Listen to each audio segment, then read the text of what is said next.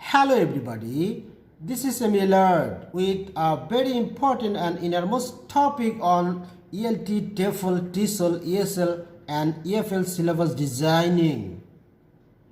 My today's topic is structural or grammatical syllabus. As a part of MA in ELT, TEFL and TESOL programs, in this module I am going to talk about introduction, major aspects and core issues, basic principles and main goals, characteristics and features, importance, advantages and disadvantages of structural or grammatical syllabus. This lecture will be very helpful to you. Let's begin. Lesson 1. Introduction to structural syllabus. A structural syllabus, also known as the grammatical syllabus, the formal syllabus, the traditional syllabus, the synthetic syllabus, is one in which grammatical structures form the central organization or organizing feature. The structural or grammatical syllabus is one of the most common types of syllabus, and still today we can see the contents pages of many course books set out according to grammatical items. The structural syllabus derives its content largely from the structural linguists. It's a product-oriented, content-based syllabus. Here, the focus is on the knowledge and skills which learners should gain as a result of instruction, not on how they can attain them. The synthetic teaching strategy is essential for producing such a syllabus. The structural syllabus happens to be the best known example of a synthetic syllabus. Lesson 2. Some major aspects and core issues of structural syllabus.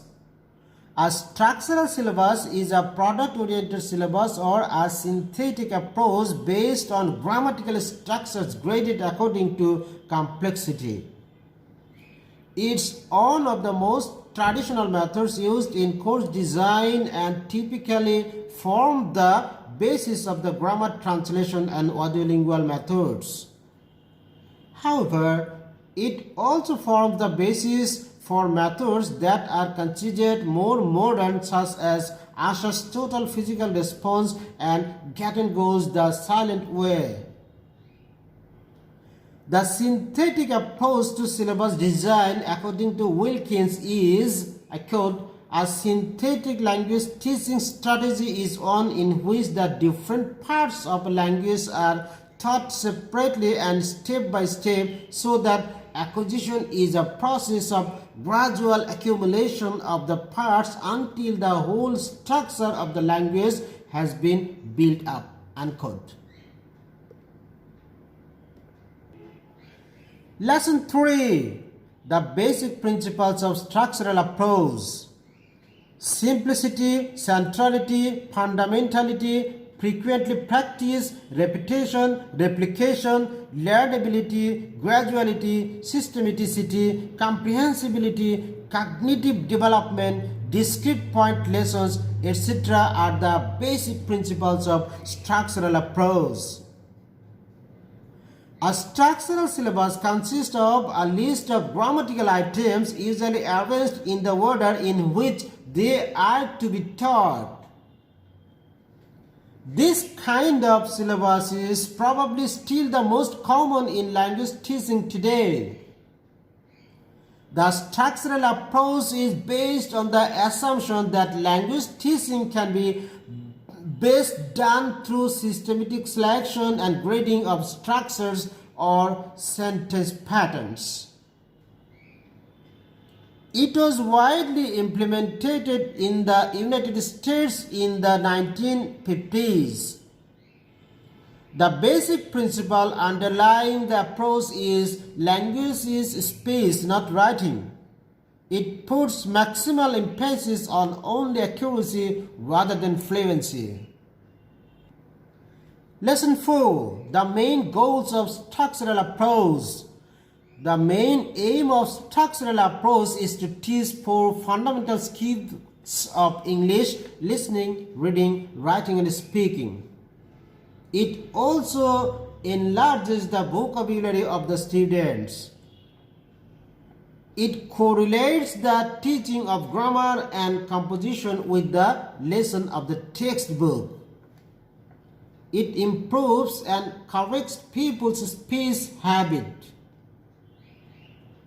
For example, a structuralist approach would focus more on teaching the proper order of the following words, with less emphasis on teaching what the words actually mean, like the girl tasted the cake tasted the girl, and so on. Lesson 5. Features and characteristics of structural syllabus. The major features and characteristics of structural syllabus are as follows. Number 1. Theoretical basis. The underlying assumption behind the structural syllabus are that language is a system which consists of a set of grammatical rules. Learning a language means learning these rules and then applying them to practical language use. The syllabus input is selected and graded according to grammatical notions of simplicity and complexity. These syllabuses introduce one item at a time and require mastery of that item before moving on to the next. This type of syllabus maintains that it's easier for students to learn a language if they are exposed to one part of the grammatical system at a time. Number 2. Content. The content of the syllabus is determined by giving top priority to teaching the grammar or structure of the target language. The structural syllabus generally consists of 2 components. Number 1, a list of linguistic structures, that is the grammar to be taught, and number 2, a list of words, that is the lexicon to be taught. Number 3, sequencing and grading. Very often the items on each list are arranged in order showing which are to be taught in the first course, which in the second, and so on. The criteria for sequencing are various. The teacher grades the items from the point of view of levels or stages, as for example, beginning stage, intermediate stage, advanced stage, or grades like 1, 2, 3, etc. Number 4, objectives. Grammar makes up the core of the syllabus. Whatever rules are followed, learning a language means learning to master the grammar rules of the language that is targeted. In addition, it's also expected that the students will learn adequate basic vocabulary. The teacher, in following the syllabus, may use either the audiolingual method or the grammar translation method, or a combination of the two, or an eclectic, assorted, free, or miscellaneous approach. Nevertheless, whichever he uses, the content of the syllabus is determined by giving top priority to teaching the grammar or the structure of the target language. Number 5, procedure. In the initial stage of teaching, the linguistic components of the type of performance desired are analyzed. Next, the language is broken down into small grammatical components and presented in a strictly controlled sequence. The sequence is arranged in accordance with increasing complexity from simple grammatical structure to more complex grammatical structure from bottom to top. For example, First comes letter, then syllable, morpheme and affix, word, part of speech, phrase, clause, simple sentence, complex sentence, compound sentence, and the like. The learners are exposed at one time to a limited sample of the target language. The teacher moves progressively through the syllabus until theoretically all the structures of the target language have been taught. The learner's job is to resynthesize language that has been taken apart and presented to him in small parts. This synthesis takes place only in the final stage of learning, the so-called advanced stage. Lesson 6. Importance of structural syllabuses. According to Long and Crooks 1993, this is the most prevalent type. The structural syllabus is based on the belief that the language teaching content is a set of grammatical structures of the target language and that the sentence is the largest unit of analysis. Crank 1987. That is to say, the main focus in the structural syllabus is on accuracy and mastery of grammatical forms, whether the, I quote, learner's task is on of synthesis, combining the pieces of information provided by teaching to form an overall knowledge of how the language operates, unquote. Knopf, Seidelhofer and Uderson, 2009, page 3. Similarly, Noonan, 1988, assumes that language in grammatical syllabuses is made up of a finite set of rules that are combined differently to produce meaning. He adds that linguistic rules are acquired one by one and that, I quote, each item being mastered on its own before being incorporated into the learner's pre-existing stock of knowledge, unquote, page 29. Correspondingly, Stephen Den Krassen's transformational generative grammar theory of producing infinite utterance from finite rules of grammar presume, suppose, deduce, or support the structural or grammatical syllabus as well.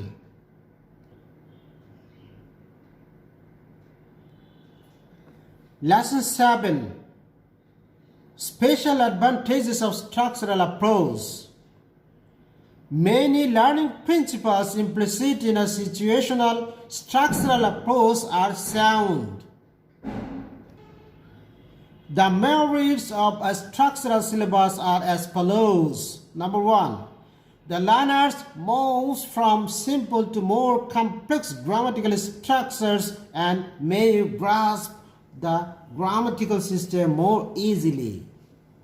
Number 2.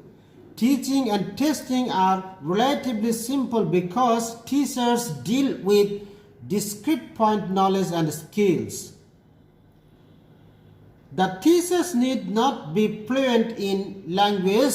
They teach teens grammatical explanations and drills don't require and they can use their mother tongue, and it is not necessary a high level of language proficiency here. Number 3.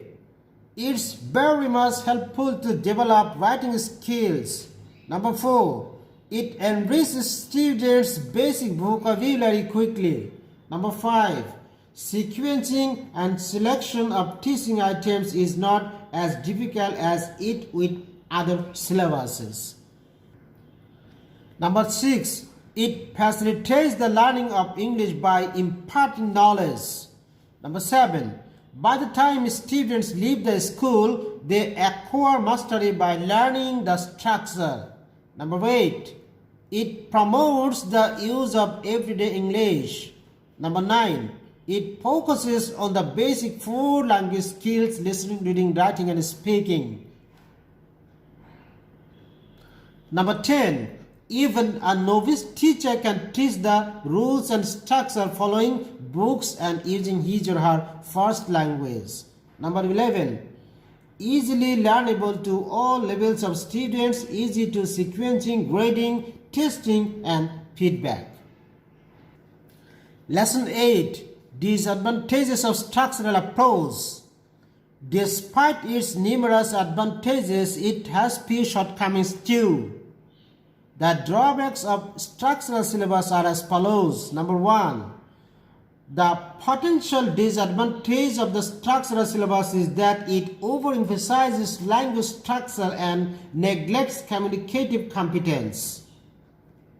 It doesn't address the immediate communication needs of the learner who is learning a language within the context of a community where the language is spoken.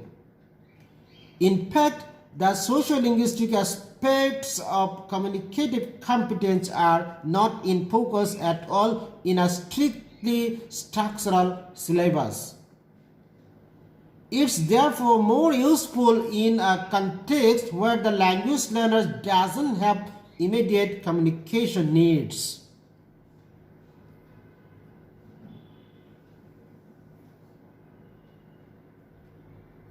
Number 2. It hampers the student's creative sides because it confines him or her within the walls of some specific rules that function like effective filter during speaking. Number 3. Here the role of the student is passive since it is the teacher who is deciding what to teach in what stage. It's thus a teacher-dominated syllabus.